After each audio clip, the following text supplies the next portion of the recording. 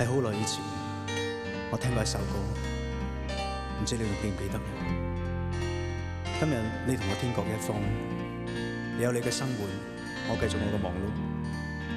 但係假如有一日，我哋真係喺路上高偶然咁撞到嘅話，我哋會點下頭問候一下，然後已經唔知講咩好啦。因為你會發現，我已經改變咗，正如我可能唔再認識你。咁其實有咩關係？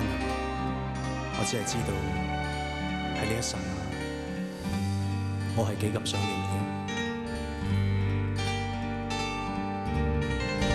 誰令我能靜心一點，令我輕柔如水清澈，令我心靈回復恬靜。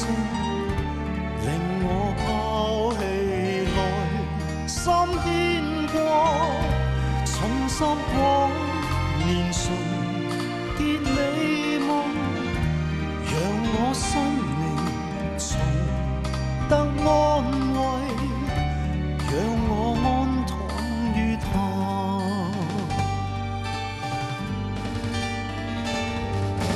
其實乜嘢先至係真實嘅恒久？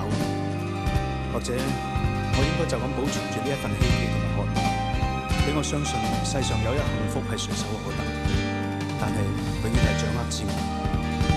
有時激情捉喺手裏邊會化為灰燼，反而藏喺心裏邊可以歷久常新。貪求思慕只因痴，一切眼淚思憶都係徒然啫。